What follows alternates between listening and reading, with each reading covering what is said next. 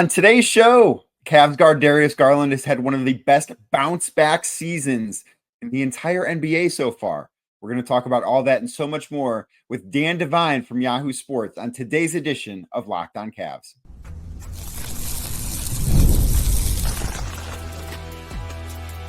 You are Locked On Cavs, your daily Cleveland Cavaliers podcast. Part of the Locked On Podcast Network, your team every day. What's up, everybody? My name's Danny Cunningham. You might know me from my time covering the Cleveland Cavaliers, places like 92.3 The Fan, Cleveland Magazine, my new Substack, The Inside Shot. I want to say thank you to you for making Locked On Cavs your first listen today and every day. You can find the show anywhere you get your podcasts, Apple, Spotify, anywhere else. Drop us a 5-star rating, leave us a nice review, and be a friend. Tell a friend about Locked On Cavs. Make sure you are subscribed to Locked On Cavs. Make sure a friend is subscribed as well to Locked On Cavs. The show is also available on YouTube. If you're watching this right now, do me a favor, hit that thumbs up button for me, click subscribe, and hit that notification bell so you don't miss the latest Locked On Cavs content, a proud part of the Locked On Podcast Network, your team every day. Today's episode sponsored by Built. Start earning rewards on rent you're already paying by going to joinbuilt.com/LockedOnNBA. That's joinbilt.com/LockedOnNBA. Dan Devine joins me on today's show. Dan, of course, wrote a very good story on Darius Garland last week. It came out the day the Cavs lost to the Celtics, and naturally, Darius had the worst game of his season right after Dan wrote some really nice words about the way he's been playing this season. But I did want to talk with him about what he's seen from Garland's game so far this year, just how great he's been bouncing back from what was a nightmare of a season last year. Then we also talk about the Cavs and how the continuity of this roster has helped them. And I asked Dan at the end whether or not he believes the Cleveland Cavaliers can win the NBA Finals in June. Here's that conversation with Dan Devine of Yahoo Sports. And joining me now from Yahoo Sports, Dan Devine did a great job writing about the re-rise of Darius Garland back into, I guess we can call it stardom or something close to stardom with his play so far this year. He's been one of the more underrated players in basketball. And Dan, I just kind of want to start with this, but what have you seen that's been different from Darius this year compared to what I have called, and I think a lot of people have called, a nightmare of a season that he went through last year? Sure. Well, I mean, at the risk of sort of overstating the obvious, maybe, but it's probably worth stating, he looks like stronger. he like after a year where like, right off the rip injures his hamstring, and then like 4 weeks after that or 5 weeks after that breaks his jaw and like goes through everything everybody knows, right? Locked On Cavs listeners do not need me to go chapter and verse on the, the Stations of the Cross for Darius Garland last year, but he comes in with the benefit of a healthy offseason and a full strength program, and like he's driving more, like he was driving to the basket, but having a hard time finishing. He was driving to the basket, having a hard time getting all the way to the rim. He seems more decisive and confident and like physically stronger in his movement. And I think that manifests, or it shows up in other things too. Like when you don't feel like weakened and beat up, it's a little bit easier to get the ball up at the rim more. Like the fact that he's taking, I think it's like 8 3-pointers per 36 minutes. When I talked to the Cavs, so the backstory of me doing that story on Darius Garland is that, and I've mentioned this to other people before, Cleveland fans, I'm sorry in multiple directions, but I went to the Cavs before last season. I'm like, oh, they're opening up in Brooklyn. I live in Brooklyn. Let me think about, let's see if I can come up with sort of something I'd like to do with the Cavs. And doing some research and going back over things, I was like, I think Darius Garland might be like the most underrated player in the NBA, or at the very least, the most underrated star, a guy who's made an all-star team. And like, nobody seems to really think about that anymore because a more famous dude that's roughly his size and does a lot of the same things he does plays next to him. And also, it was coming right off the Knicks series, so it's like there was a redemption arc component to it, and also like maybe we need to level set and just remind people how good this dude is. And I go to the game. He has like a fine game, but not a great game. Way later, we learned that he hurt his hamstring during that game. And I talked to him afterward. I talked to JB Bickerstaff. I talked to some of his teammates, and just sort of presented that idea. Like, do you think that's like true or false? Do you think that Darius is one of the most underrated players in the league? And obviously they're not going to be like, nah, he's trash. But the ways they talked about him, one of the things that everybody talked about was like, I just wish he'd shoot more. like he's so good at shooting. I just wish we could get him to do it more. And I mentioned that to him, and he just started laughing before I even had the question out and was like, yeah, I hear that a lot. I hear a lot from people that I should shoot more because I'm pretty good at it when I do it, but I also I'm supposed to play the right way and all the things that a son of a player and a point guard is going to say to you, right? This year, Kenny Atkinson, again, the most recent guy to come in and go, that guy who shoots at 40% constantly from everywhere and shoots 41% from 30 feet out, let's have him shoot more. And Darius is doing it a little more in fewer minutes. The frequency is up and the confidence and the strength, the physicality seems to be I've got my legs under me. I've got my wind with me. I'm willing to go after it. And they're seeing such incredible results from him being aggressive. Weirdly, and this is the cope that comes with, I'm the guy that wrote the great big Darius Garland story that went up the morning that he then that night shot 3 for 21 in the game that everybody was paying attention to. To me, the fact that he went 3 for 21 is also kind of encouraging. During the fact, yes, and you're in the middle of a nightmare and you're in the middle of a brutal moment, but he didn't stop firing. He didn't get sheepish. He didn't stop attacking. He was going at the basket. He was trying to get himself going. And that to me indicates a guy who has gone through something really heavy and really dark and has come out the other side with an awful lot of confidence in where he is now. And I think that, in Loy's loud and quiet, you're seeing that as a really important part of this incredible start for the Cavs. Yeah, and I think that's a really good point about the 3 for 21. Not that you were the one that made him had a bad game because you published a great story on him the morning before. Okay. Again, nobody is more willing to concede that I'm a jinx than me. This goes back, it has spanned companies I've written for. It has spanned also years and ages of the internet. It's not great, and I'm sorry to everybody, but I do have to put things on the website. So one of the things that Kenny Atkinson mentioned, I don't remember if it was that night in Boston or before the Pelicans game the next night, but he talked about that he was so happy, not that Darius went 3 for 21, but that he kept shooting and tried to work himself through that, because I think that Darius probably feels a similar way. And Kenny, despite not being here before, probably feels a similar way too. But I don't know that Darius would have done that in years past. I think he probably gets to a point where he's 2 for 11 and then starts going into passive mode and stops being the aggressive guy that the Cavs need him to be offensively for everything to work. I think that's a really good sign.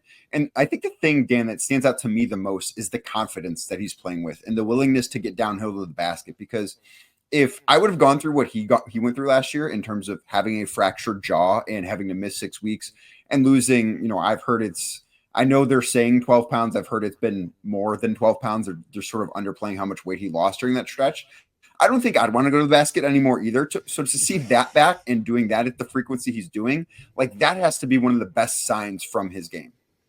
Absolutely. It is, it's easy to say, well, he should just keep sticking his face in there.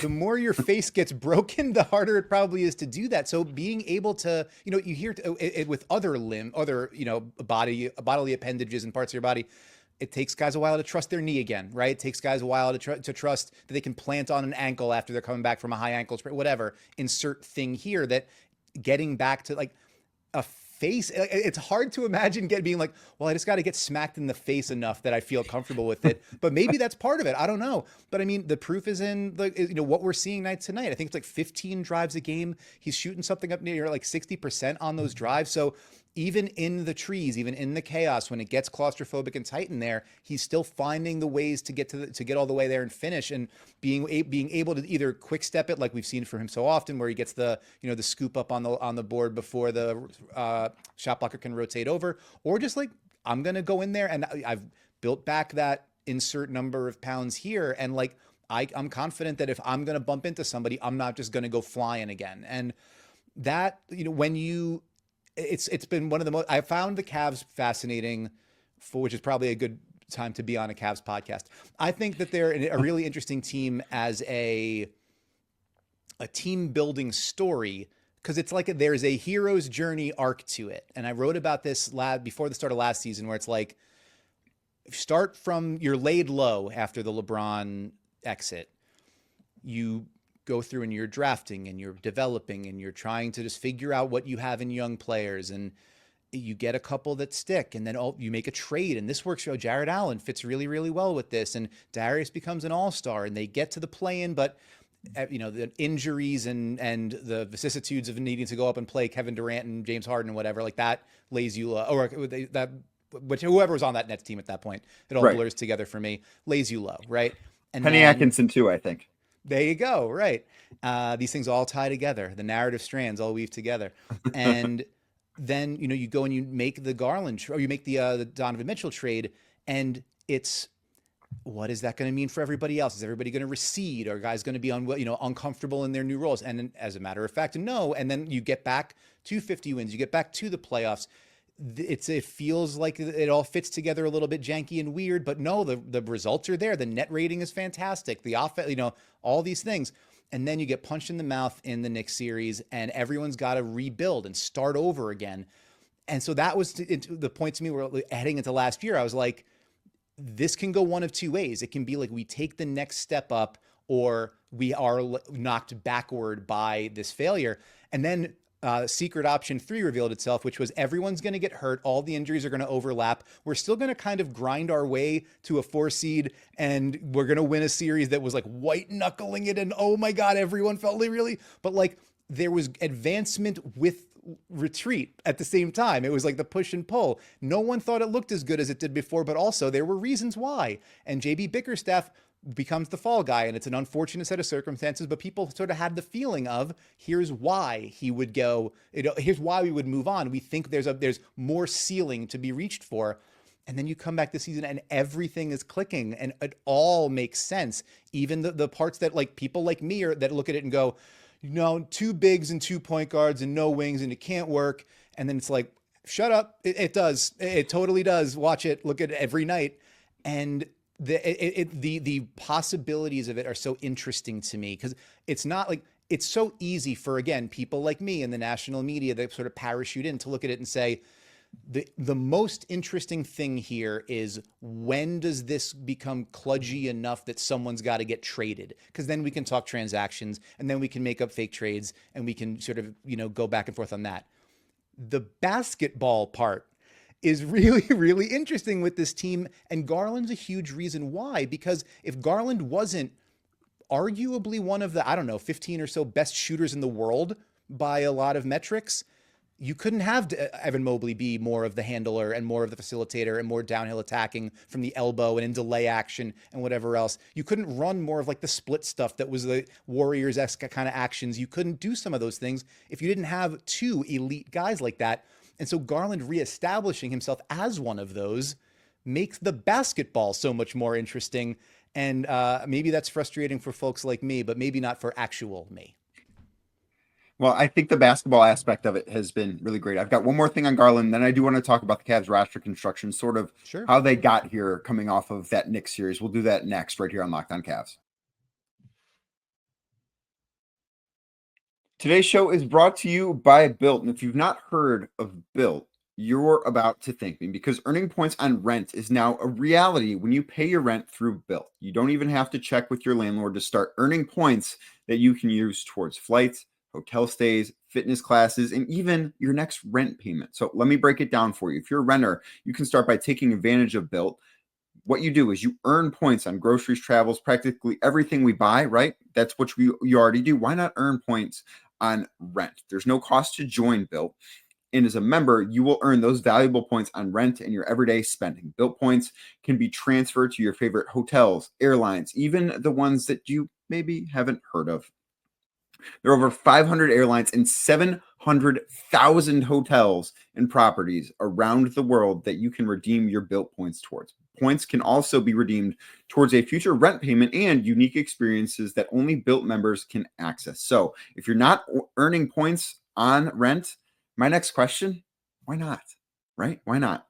So start earning points on rent you're already paying by going to joinbuilt.com/LockedOnNBA. That's JOINBILT.com/LockedOnNBA, LOCKEDONNBA. Make sure to use our URL so they know we sent you. Again, that is joinbuilt.com/LockedOnNBA, JOINBILT.com/LockedOnNBA to start earning points on your rent payments today. Today's show is also brought to you by Robinhood. With Robinhood Gold, you don't need a silver spoon to eat up the financial favors of the 1%. Robinhood Gold allows others to get the rates and perks usually reserved for the high society. Now, the resourceful individual with Robinhood Gold can earn the very liberal rate of 4.25 APY on uninvested cash and be rewarded with a handsome 3% retirement boost on IRA account contributions. Robinhood Gold provides the privileges of a high net worth for any net worth. These generous benefits are now available for only $5 per month. The new gold standard is here with Robinhood Gold. Sign up at Robinhood.com/gold. Terms do apply. For product-specific disclosures, visit Robinhood.com/gold. Investing involves risks. Rates may change. Gold membership is offered by Robinhood Gold, LLC. So the one last thing I do want to ask about Garland, because I've been tossing around, I don't know, Dan, I don't know what the best way to word this is. It's sort of along the lines of is Darius Garland the most underrated player type of question that you spent time asking. But it's also, the best way for me to put it is there a player who is an established player? I'm not talking about guys that are still developing. I'm talking about guys that have been in the league for several years that is this much significantly better from last year to this year than Darius Garland. Like, is there someone else that I'm missing? Because to me, he's been, like, I can't say he's the most improved player because he's been an all-star, like, and he's getting back to that. But I don't know that there's another player that fits that same category that he does. Like, I want to make up an award and give it to him, basically. Yeah, I mean, it's tricky because the guys that pop into your head as like, whatever early season most improved player candidates are guys that are a little bit younger and that haven't made their first all-star team yet, right? Like it's Franz Wagner, it's Jalen Williams, and I don't know, Şengün, the guys like that. But in terms of like established stars, I don't know. Yeah, I mean, it is difficult to say. I think part of is also just the function of these guys. Many of the star players haven't gone through or didn't immediately go through such a damaging season for their physical health and also their reputation, where like they became out of sight, out of mind. There really haven't been very many of those. Like, I mean, you could, if you want to argue for someone, I don't know, maybe like LaMelo Ball, where he's putting up 50 and 10 and looking like, and showing you all of the all-around game, or all of the all-around offensive game, maybe not all-around game. That's more accurate, I think. Yeah, but let's not get carried away with ourselves on a Monday afternoon, Dan. But like, similarly, like bouncing back from serious injury, right? But obviously not to the overall aggregate benefit of his team to the degree that Garland is, I don't think. And so like some of that is the situation in Cleveland's a lot better than it is in Charlotte, and so on and so forth. But I think the fact that I'm like digging through and going like 5 or 6 names deep, I think points to or indicates the strength of your point. It's not so much that he's like redefining who he is, as much as it is reestablishing how valuable that was in the first place. And I think also, in a way that I think, or I find compelling, there are guys who they can be elite players when everything's about them, and they've got to be the one dominating the ball. They've got to be the one dominating the time of possession and the usage and the playmaking. And then there's guys who couldn't do that, but are elite as complementary pieces. And the more you ratchet up their usage and their time of possession, the less effective they get. Garland feels to me like a player who exists pretty comfortably in both worlds. Like when you need him to crank it up more, generally speaking, he's damn good at it. Like when it's Donovan's off the floor, and that was the differentiator last year. Last season, because he was injured, because of the time he missed, because of all the complications and the mitigated factors mitigating factors of when he did come back, he wasn't really able to be the guy that like carried the mail when Donovan was off the floor. This season, when he's got more room to cook, he's cooking, and in a way where you're like, oh right, when he had his own team, he was an all-star. And so to be able to like replicate that level of effectiveness and efficiency in the complementary role, and then also comfortably step out into the spotlight when it's, it is handed to you or it is needed. That's a rare thing. And that's not an easy thing for players to do. There will always be concerns, relying on, 2 guards under 6'5" and well under 6'5", whatever, all the stuff that everybody knows. But all you can ask for is for a player with talent to be able to play to the top of it and to be put into positions to do so. And I think what you've seen so far this season from Garland is extraordinarily encouraging in that regard. It speaks well to Kenny Atkinson and that staff and what they've come in with. It speaks well to Donovan Mitchell and his consistent, like, everybody wants to say, like, it's got to be one of them. And Donovan Mitchell keeps yelling at everybody, it doesn't. No, it's both of us. And I want to be here. Everyone shut up. and it speaks well to the bigs that they're like, we might not eat as in the same way all the time, or it might need to look a little different, but we're going to everybody get it done. And like, I don't know how much more you can ask for out of guys at that level to not make it all about themselves and to make it about what you get collectively and trying to become something, like find that harmonic convergence where you're more than the sum of your parts. But the parts need to be good enough to make that work. And Garland being this good again, I think has been a huge driver of this incredible start. Yeah, I think that there are two guys that you can kind of look at and say those are the biggest reason why this has worked. Because, you mentioned the series against the New York Knicks a couple of postseasons ago that went really, really poorly. And I think that there were people here in Cleveland that were ready to trade Darius Garland, and they were ready to trade Jarrett Allen, who infamously had the lights were a little bit brighter than expected comments after that series was over. And since then, last year was obviously a ton of injuries, but postseason success came. And then this year, I think people did want to split up the core four this summer. They chose not to. Kobe Altman decided to run it back again and said that, coaching is going to fix this. And I think, yes, Kenny Atkinson has had a massive impact, but I think Darius stepping up the way that he has, and I think that Evan stepping up the way that he has and really ratcheting up his aggressiveness on the offensive floor has really made this entire plan work. Because if you go back and look at what happened against the Knicks, I don't think a lot of people would believe you if you would say 2 years from now, this team's going to look really similar to the way it does right now, but they're going to be 17-1 through 18 games of a season. Absolutely. Right. And it's the stock answer for so much of the commentary about the team. Commentary. I don't know why I'm pronouncing things that way. The stock answer for so much of it was like, well, the only way it's going to improve is if you break up the two sort of clusters, and also if Evan Mobley becomes a 3-point shooter.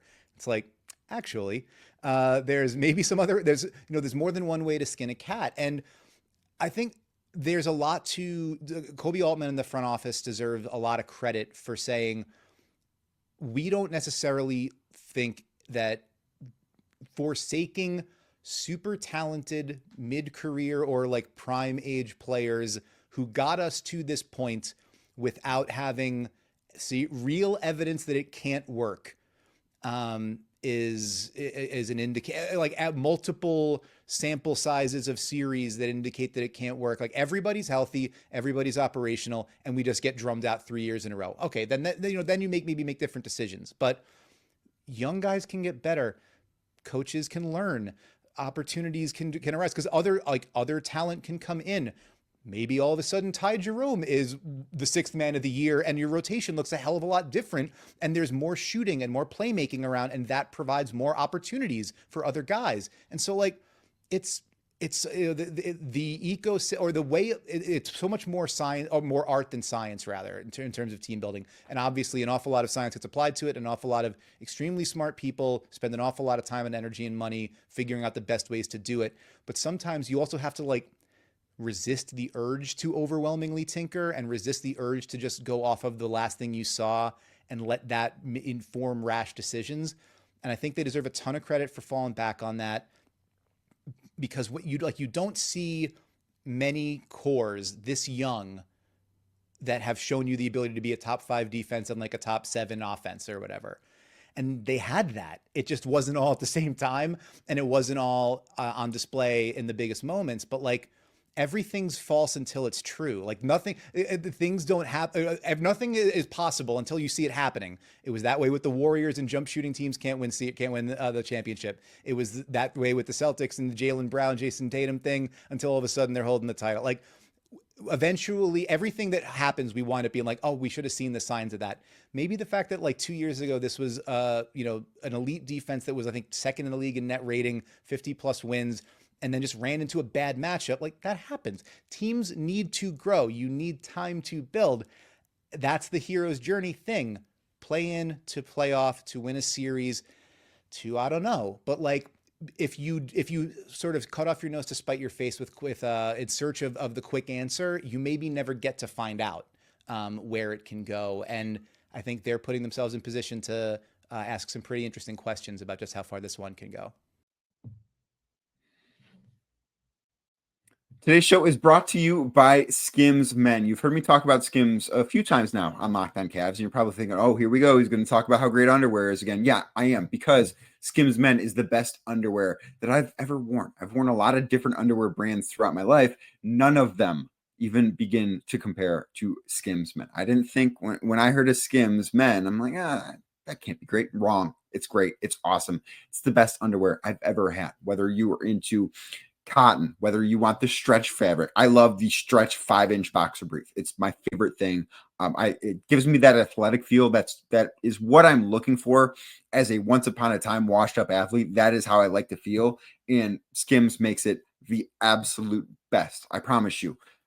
It's not necessarily what you might think it is. It's better than that. So shop Skims Men at skims.com/LockedOnNBA. That's SKIMS.com/LockedOnNBA,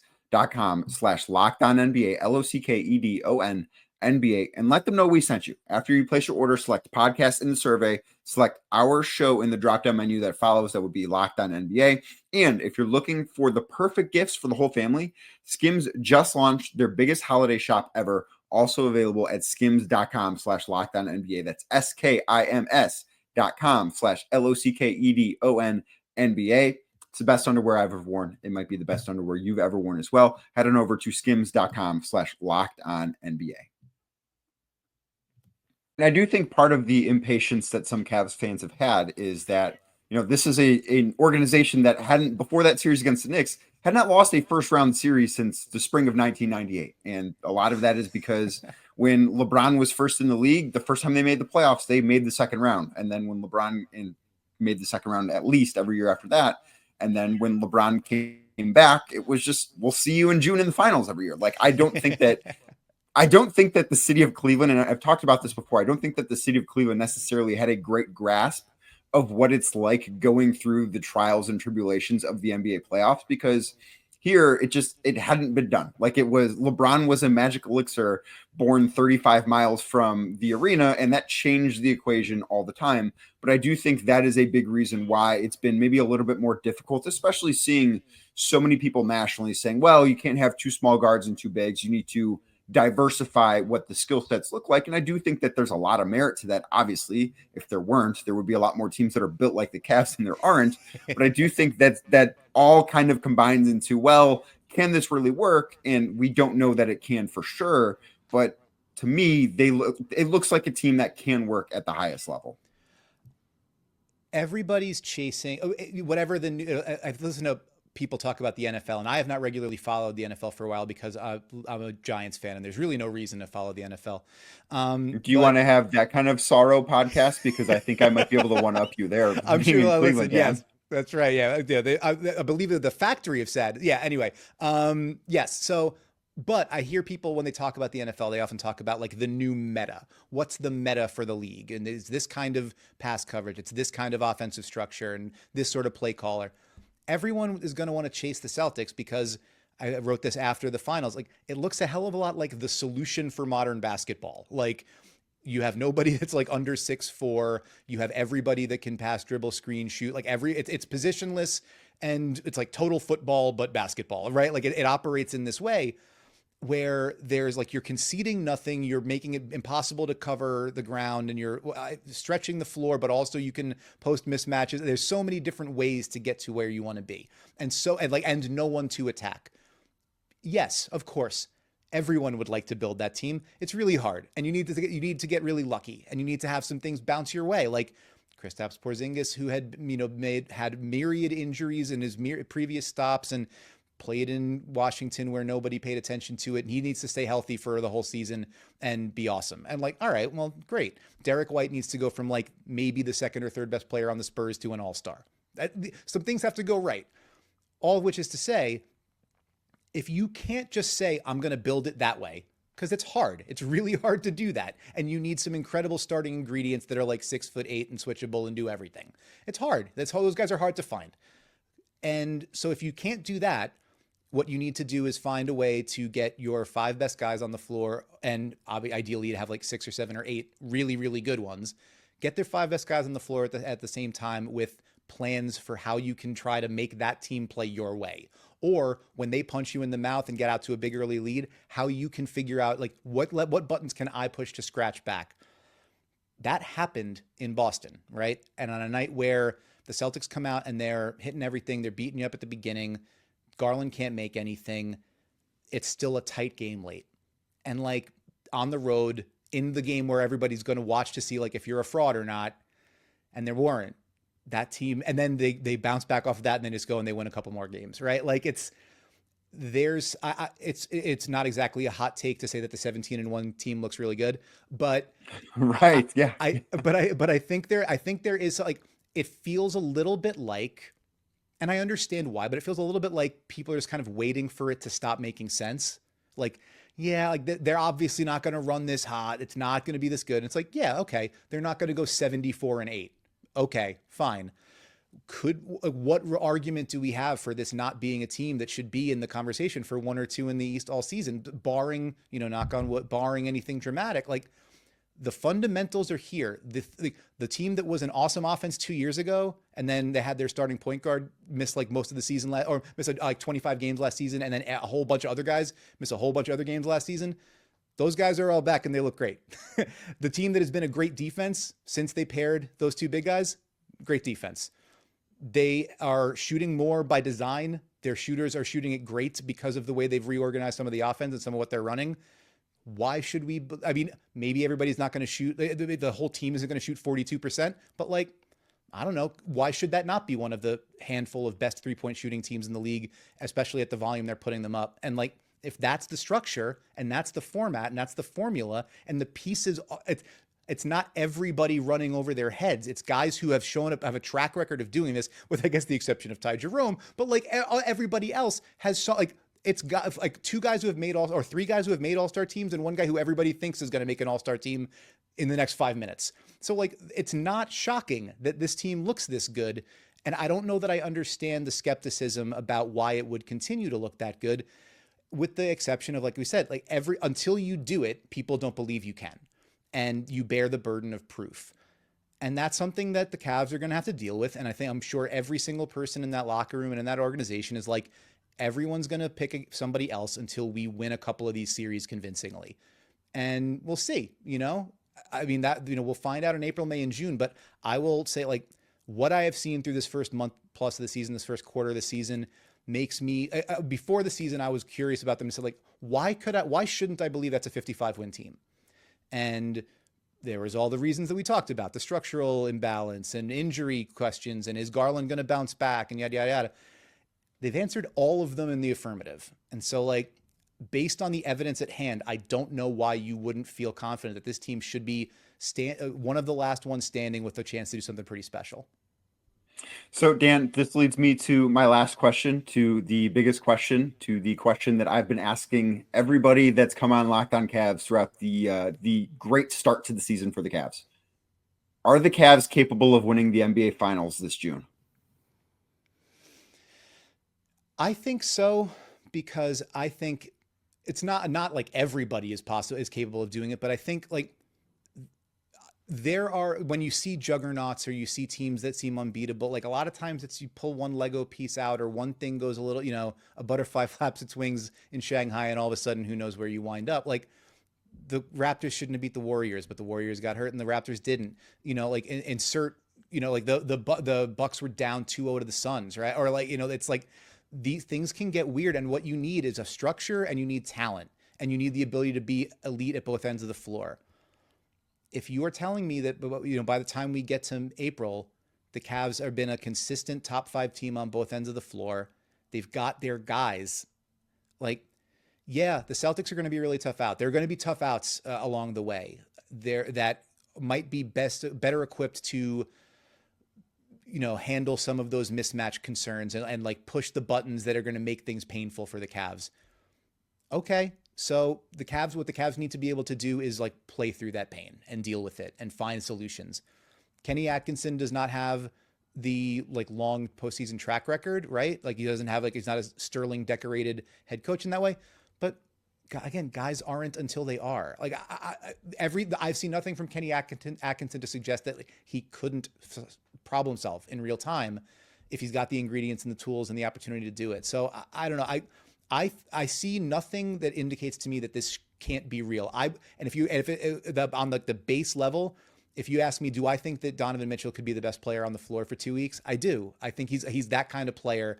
It's unfortunate, I guess, in the grand scheme of these things that he's not either 6'8" or 7'1", but like, okay, wars have been won with a lot less, I think. And like, if you're asking me, do I believe that any of those other core 4 players, to say nothing of the other sort of depth pieces that have been so instrumental in the early part of the season here, those guys can win a game? Like, yeah, I do believe that. I do believe that it's not impossible for Evan Mobley to, stand on his head. It's not impossible for Jared Allen to bully somebody on the interior and to take advantage of some physical matchups that now, especially like now that he knows what that is. It's not like he's got that experience. He's got plenty of it.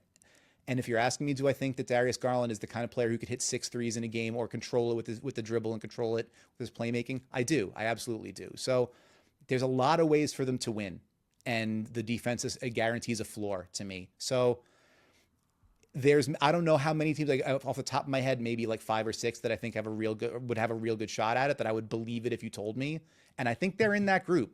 I don't know if I definitely would have said that in September, but again, what they've put on film leaves me very little room to say no. Like it is legitimately exciting because it's not smoke and mirrors. It's not, running overwhelmingly hot shooting. It's the fundamentals of what they do seem real to me, and teams like that stick around. Yeah, I think that they are in, and I'm with you. I would not have said in September when, we heard Kobe Altman say that Ty Jerome has been the MVP of this month at his pre-media day press conference. I don't think I would have. I know, like it's after every single game now, I find myself asking Kenny Atkinson questions about Ty Jerome, and in no way, shape, or form did I envision that being part of my life before the season started. But I also didn't think the Cavs would be 17-1. I didn't think that they would be a team that I look at every night and say, yes, that team can raise the Larry O'Brien trophy in June when it's handed out. I thought they'd be good. I was with you. I thought they would be above 55 wins. I just thought that there was too much talent and too much continuity, which, as you know, is rare in this league for that to not happen. But I didn't think it would look exactly like this. But Dan, thanks so much for doing this. Very much appreciate you taking some time to jump on Locked On Cavs.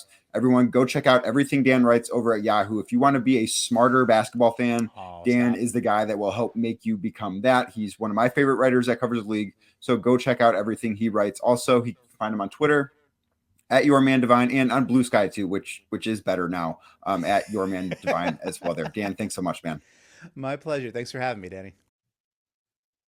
Thanks to Dan Devine for joining the show today. If you missed what he wrote about Darius Garland, there will be a link to that story in the episode description, both on all podcast platforms and on YouTube as well. Very much appreciate him taking the time to talk about the Cavs and Garland, which obviously Darius has been having a great start to the season so far for the Cleveland Cavaliers. And I want to say thank you to you for making Locked On Cavs your first listen, not only today, but every day. Like I said earlier, you can find the show anywhere you get your podcasts, Apple, Spotify, anywhere else. Drop us a 5-star rating. Leave us a nice review.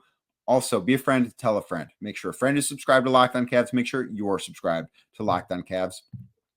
Also available on YouTube. Hit that thumbs up button for me if you're watching. Click subscribe and hit that notification bell. And if you're looking for more Cleveland Cavaliers content, my Substack, The Inside Shot. I cover the team every day there. I write about the team just about every day. A link is in the episode description for that if you're looking for more Cavs written content on a regular basis. But I will be back tomorrow as the Cavs continue their excellent start to the season, looking ahead to a game on Wednesday with the Atlanta Hawks.